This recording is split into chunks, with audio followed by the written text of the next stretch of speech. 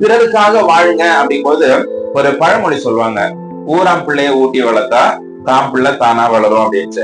ஒரு சிஸ்டர்கிட்ட பேசிட்டு இருக்கும்போது அவங்க சொல்றாங்க, சார் அதுக்கு அர்த்தம் அது கிடையாது அப்படின்ட்டு. அப்படின்னா ஊராம் பிள்ளை அப்படின்னா உங்களுடைய மனைவி வந்து ஊராம் பிள்ளை தானே, கல்யாணம் பண்ணிட்டு வர ஊராம் பிள்ளை. அந்த ஊராம் பிள்ளைய நீங்க ஊட்டி வளர்த்தீங்கன்னா உங்க பிள்ளை ஒண்ணு வரும் பதில, நீங்க பெக்கிற பிள்ளைய அந்த பிள்ளை ஒழுங்கா பாத்துக்கும். உங்க மனைவியை நீங்க ஒழுங்கா பாத்துக்கலாம் அப்படின்னா அவங்க பாத்துக்க மாட்டாங்க. நீங்க உங்க மனைவிய ஊராம் பிள்ளைய நீங்க ஒழுங்கா பாத்துக்கிட்டீங்க அப்படின்னா அவங்க உங்க பிள்ளைய வந்து நல்லா பாத்துக்குவாங்க அப்படின்னு சொன்னாங்க. மேபி அது கூட அர்த்தமா இருக்கலாம். ஆனால் நம்ம காமனா பார்த்தோம் அப்படின்னா பிறர் அப்படிங்கும் பொழுது நம்ம குடும்பம் சார்ந்தவர்கள் அல்ல. பிறர் இங்க வந்து பிறர்னு சொல்லப்படுறது. இன்னைக்கு வந்து பிறர் அப்படிங்கும்போது என் பிள்ளை பிறர்னா நான் பிறர் அப்படிங்கும் என் பிள்ளைங்க, என் வீட்டுக்காரரு, என் வீட்டு அம்மா, என்னுடைய சொந்தக்காரங்க அப்படின்ட்டு பிறர் அப்படிங்கும்போது நம்ம குடும்பத்துக்குள்ளேயே நம்ம சுத்திட்டு இருக்கிறோம். பட் இங்க பிறர் அப்படின்றதுக்கு பைபிள் ஒரு டெபினேஷன் கொடுக்கிறது. யாருங்க பிறர் அப்படின்ட்டு வாசிங்க. லூக்கா 10வது அதிகாரம் 30-37 வரைக்கும் வாசிங்க. அப்படின்னா அங்க வந்து ஒரு மனுஷன் வந்து ஆண்டவர்கிட்ட கேட்கிறான், எனக்கு பிறன் யார், நான் யாருக்கு உதவி செய்யணும், பிறனுக்கு உதவி செய்யணும் சொல்றீங்க, யாருக்கு உதவி செய்யணும் அப்படின்ட்டு பிறன் யாருன்னு கேட்கும்பொழுது ஆண்டவர் அங்க அழகா ஒரு சம்பவத்தை சொல்றாரு. வாசிங்க லூக்கா 10:30-37 வரைக்கும். சோ இங்க 3 பேரை காட்டுறாங்க. ஒருத்தர் வந்து அடிபட்டு கிடக்குறான், வழியில அடிபட்டு இருக்கிற ஒரு மனுஷனை காட்டுறாங்க.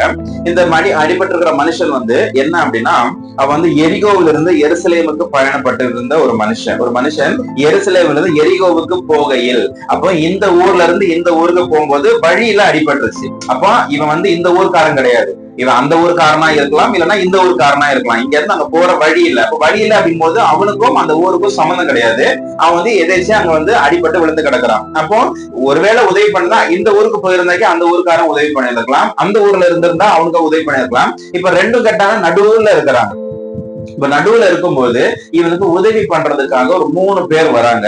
இந்த 3 பேர்லயும் வந்து நீங்க ஏன் பிறன்னு சொல்றாங்க அப்படின்னா, ஃபர்ஸ்ட் வந்தது ஒரு ஆசாரியன் அப்படின்னா பாஸ்டர், ஊழியம் பண்ணக்கூடிய ஒரு ஆசாரியர். இந்த ஆசாரியன் ஃபர்ஸ்ட் வராரு, பாக்குறாரு, எனக்கு நேரம் ஆயிடுச்சு அப்படின்ட்டு போயிட்டாரு, வழி விலைக்கு போயிட்டாரு ஆசாரியன். ரெண்டாவது லேவியன். இந்த லேவியன் யாரு அப்படின்னா, இவங்கதான் ஆசாரியர்களா இருக்கக்கூடிய அருகதை உள்ள அந்த அந்தஸ்து பெற்றவர்கள் அந்த டைம்ல. அப்ப இந்த லேவியனும் பாக்குறான், திரும்பி போயிட்டான். இந்த 2 பேருக்கு தான் உரிமை இருக்குது, 2 பேருக்கும் பொறுப்பு இருக்குது. என்ன அப்படின்னா அவங்க வந்து பைபிள் படிச்சவங்க, இந்த 2 பேரும் பைபிள் படிச்சவங்க, பைபிள் பின்பற்றக்கூடியவர்கள். இவங்களுக்கு வந்து அந்த ரெஸ்பான்சிபிலிட்டி இருக்குது, நான் வந்து இந்த பிறனை வந்து கவனிக்கணும், அவனை பார்த்துக்கணும் அப்படின்னு 2 பேருமே விட்டுட்டு போயிட்டாங்க. 3வது ஒரு ஆள் வராரு, சமாரியர், அந்த சமாரியா தேசக்கூடிய ஒரு ஆள் வராரு.